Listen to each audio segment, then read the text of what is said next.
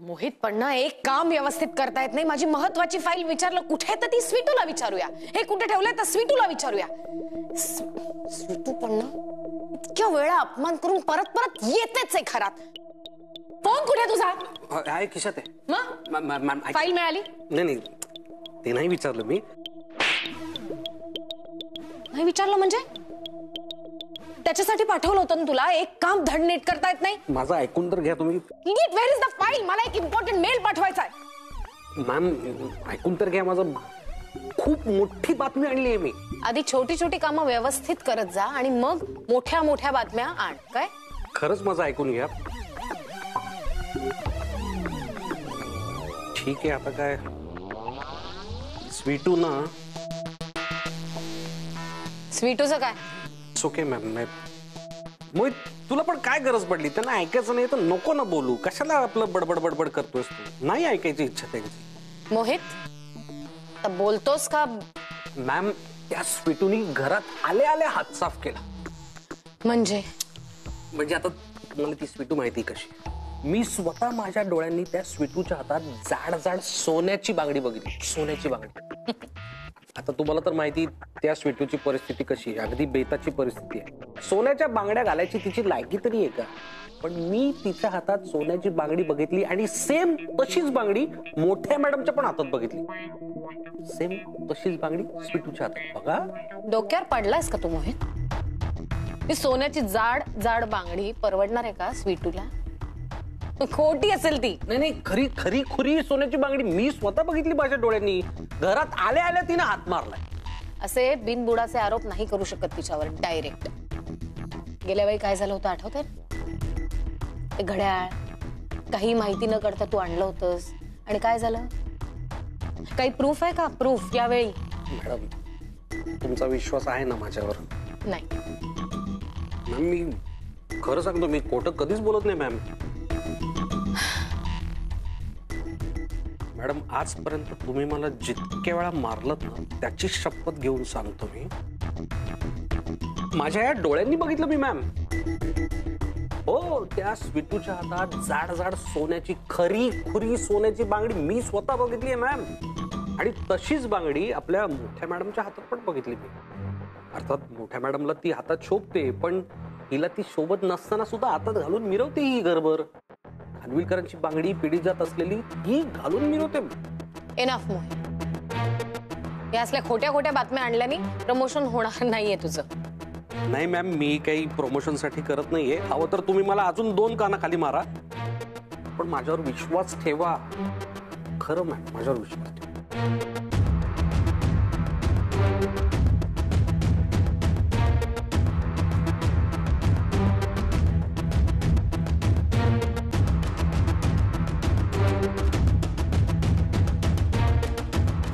Follow me. अहो साळवी. अरे सावंतीनवानी काय झालं? अहो आमच्या वस्तू आहेत का विकल्या? कुठल्या? दुसरं काय आमचा थर्मास. अहो दुबई वरून आणलाय तो माझ्या भावानी. साधा सुद्धा नाहीये. चांगला 5,000चा आहे. अहो असं काय करता वहिनी? अहो तू थर्मास घेऊन मी पळून जाणार आहे का? आधी आमचा थर्मास आणा. देतो.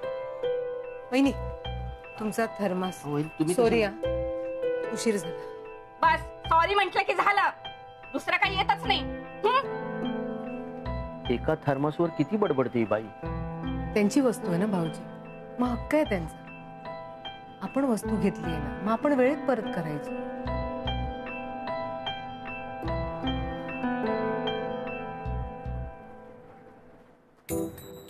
आता असा थर्मास बनवतो की त्या थर्मास मध्ये 10 दिवस चहा गरम राहायला पाहिजे. हे सुमन मागच्या दिवाळीचे उरलेले फटाके आहेत का ग आपल्याकडे? आहेत ना. दे ना.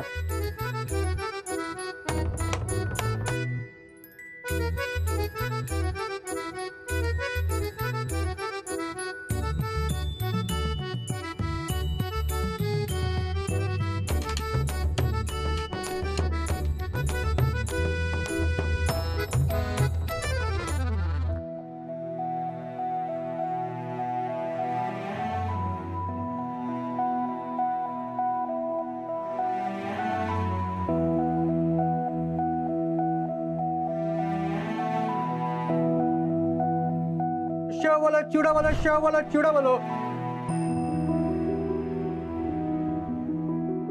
मला वाटलं तू भटकाला बाहेर पडलास. भटकून झालं दादा, आता जगायला बाहेर पडलं. ओ दादा चहा घ्या ना. ओ चहा. अरे दादा चहा घे चहा. अरे शरद, अरे तू इथे काय करतोयस? अरे हा माझा नवीन बिझनेस आहे रे, चहाचा. अरे मध्येच काय सुरू केलंस तू हे? अरे असंच मध्ये सुचलं रे. दादा नका इतकं टेन्शन घेऊ आता कामाचं. माझी नोकरी सुरू होईल, मग माझाही पगार आहे. मी आहे ना तुमचा भार हलका करायला, नका काळजी करू. फुकटची नाती नाही जोडायची. स्वतःला सिनियर मानतोय क्या? खुद को सिनियर समजताय? हे लायकीच राहायचं. साहेब मी लायकीतच आहे. साहेब साहेब साहेब मला फक्त एक संधी द्या, उपकार होतील, एक चान्स द्या साहेब.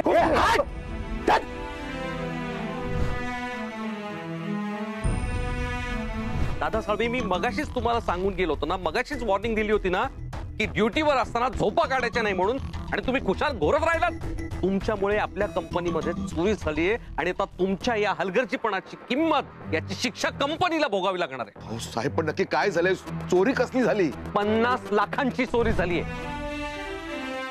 हो नाही हो, मी खरंच खूप साधा माणूस आहे. मग मी म्हणतो ही चोरी झालीच कशी? तूच काहीतरी केलं असणार. काय बोलतोय तुम्ही? हा असं नाही ऐकणार. धरायला मारा. मारा, चोरी करतो.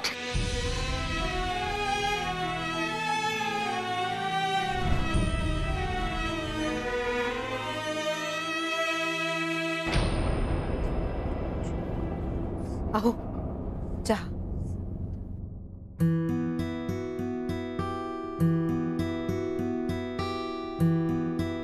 अहो काय लक्ष कुठे?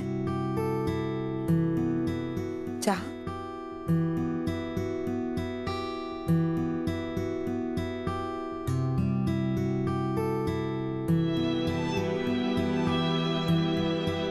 कसला विचार करताय? काही नाही ग, घरात बसून बसून ना कंटाळलोय. खरं म्हणजे ना काही सुचतच नाहीये. माझ्यावरचा भार हलका व्हावा म्हणून आपली स्वीटू आपल्यापासून लांब तिकडे दूर कष्ट करते, आणि मी इथे हातावर हात ठेवून बसलोय. असा कसा बाप मी ग? आपल्या सगळ्या साळवी कुटुंबाचा भार माझी पोर वाहते. नका ना इतका विचार करू. आणि स्वीटूवर आम्ही तरी सगळं ओझं कसं टाकू? या घरातला प्रत्येक जण आपापल्या परीने पैसे कमवतोय. तुम्हाला माहितीये का, भाऊजींनी चहा विकून हे पैसे जमवलेत. त्यांची पहिली कमाई मला घर खर्चासाठी दिलंय. सुमननी नवं काम घेतलंय. जिन्या रोज शेव चिवड्याची पाकिटं विकत. सगळे कष्ट करतायत, घर चालतंय हो. आणि एवढे दिवस तुम्ही आमच्यासाठी किती किती काय केलं, त्याचं काय कळूही दिलं नाहीत आम्हाला. मला तर कधी कधी असं वाटतं की मीच काही करत नाहीये या घरासाठी. नाही नलू, तू सगळं साळवी कुटुंब चालवतेस. सगळे जर कमवायला घराच्या बाहेर पडले ना तर घर कोण चालवणार? नले, तू या घराची गृहमंत्री आहेस, कळलं? चला तुमचं आपलं काहीतरी.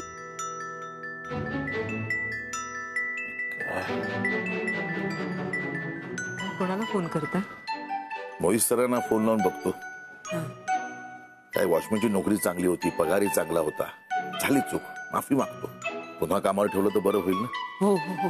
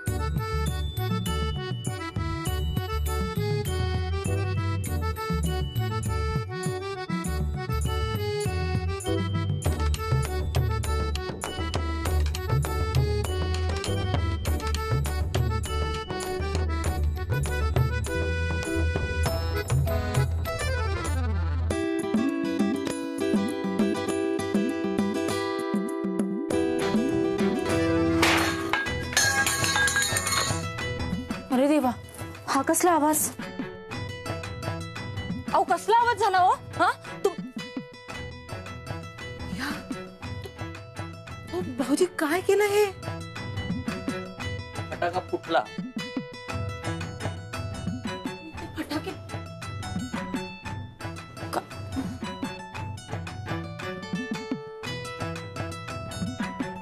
तुम्ही लहान आहात का हे असले सगळे उद्योग करायला?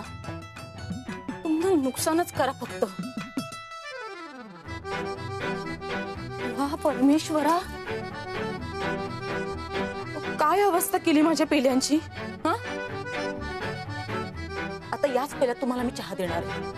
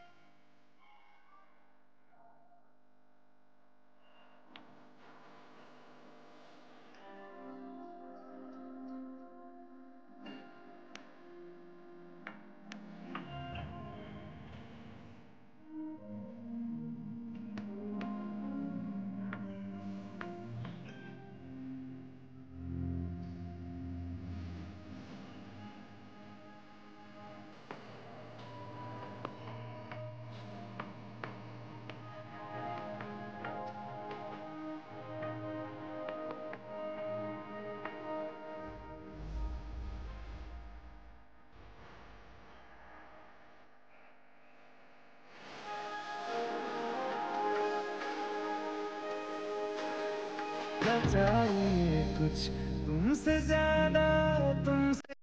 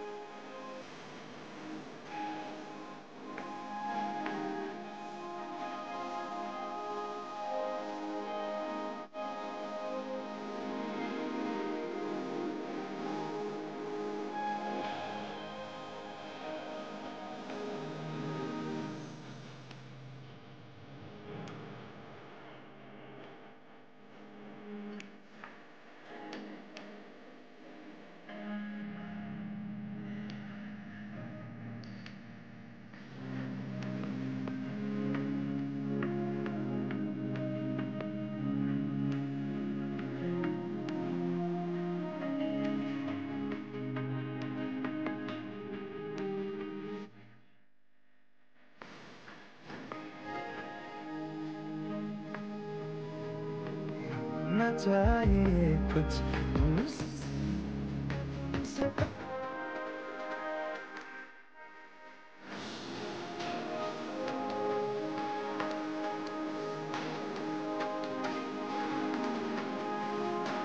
फ्रेंड्स.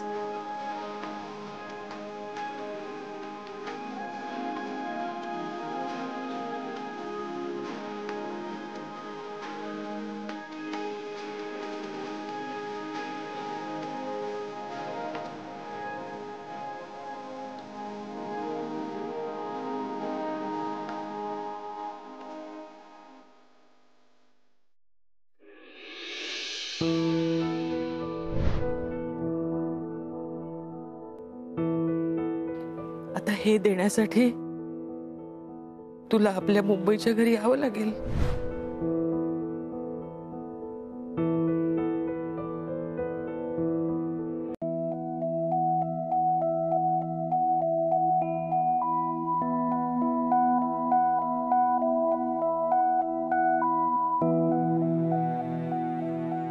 मावशी.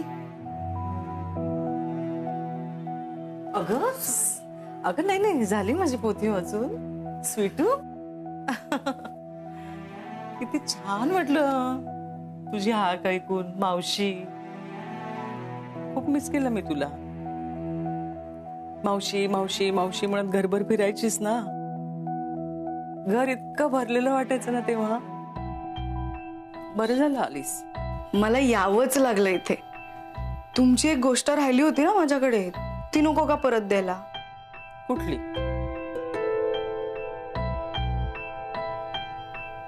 तुम्ही म्हणालात निदान ही द्यायला तरी तुला परत यावं लागेल. तर घ्या ही. नाही नाही नको ग, राहू दे. स्वीटू, एक मिनिट. स्वीटू काय करतेस तू? राहू दे बेटा, राहू दे. बघ त्या बांगडीला पण तू आवडली आहेस. निघायचं नाव घेत नाहीये ती. राहू दे. अशी कशी राहू दे? थांबा घे. असं काय करतेस स्वीटू? मावशी, मी इथे नोकरी करता आले. तुम्हाला घरची परिस्थिती तर माहितीच आहे. त्यात आई सोडत नव्हती. म्हणजे ते लग्नाचं बघते म्हणून. पण दादांवर एकट्यांवर भार येत होता सगळा आणि ते काही मला पटत नव्हतं. मग मी अंबरनाथमध्येच एखादी छोटी नोकरी मिळते का बघत होते. त्यात मोमो मॅम आल्या आणि हट्टच करायला लागल्या, रडायलाच लागल्या त्या. हो हो, म्हणून आई तयार झाली खरं तर. आणि मला यायला मिळालं. ह्या सगळ्यामध्ये इतकी मोठी जबाबदारी नका टाकू माझ्या. अगं काय बोलतेस तू? एकतर ही बांगडी महागातली आणि त्याहून महत्वाचं किमती आहे. तुमच्या भावना तर आहेतच या बांगडी मागे, शिवाय खानविलकरांचं नाव पण आहे. मला तुमच्या भावना जपायच्या आहेत, पण मला नाही पेलवणार मावशी. हा मान या घरातल्यांचा आहे, माझा नाही. या बांगडीने मला या घरात परत आणलंय, पण तुमच्याकडेच असू द्या. तुझ्या समजूतदारपणाचं फार कौतुक वाटतं मला.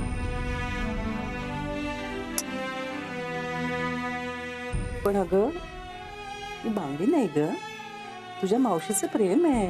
ह्या प्रेमाचा भार नाही होऊ द्यायचा आहे मला मावशी. बर, तुला बरं वाटणार आहे ना? ठेवते.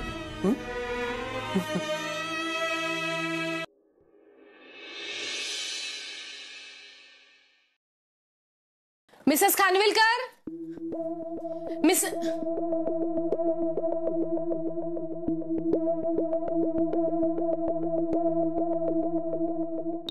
काय झालं ताई?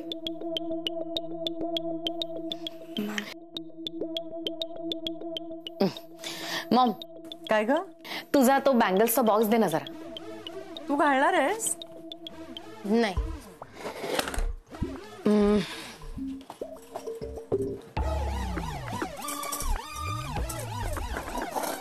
ओ वाव, या सगळ्याची किंमत किती आहे माहितीये ना तुला? हो.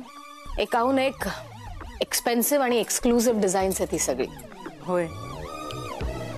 आणि ही सगळ्यांच्याच हातात शोभून नाही दिसत, त्यासाठी हातही तेवढेच खास असावे लागतात. मी काय बोलते ते कळतंय ना तुला मिसेस खानविलकर? आणि हे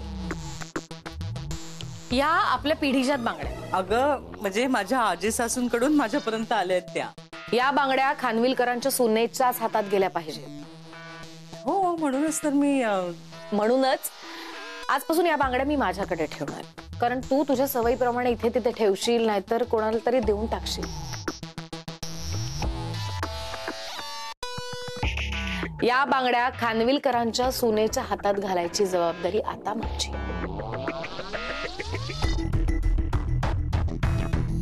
तू स्ट्रेस घेऊ नकोस मिसेस खानविलकर.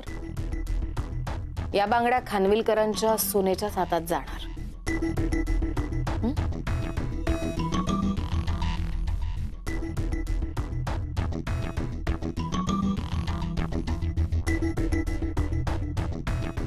आता तर या बांगड्या या घरची सूनच घालणार.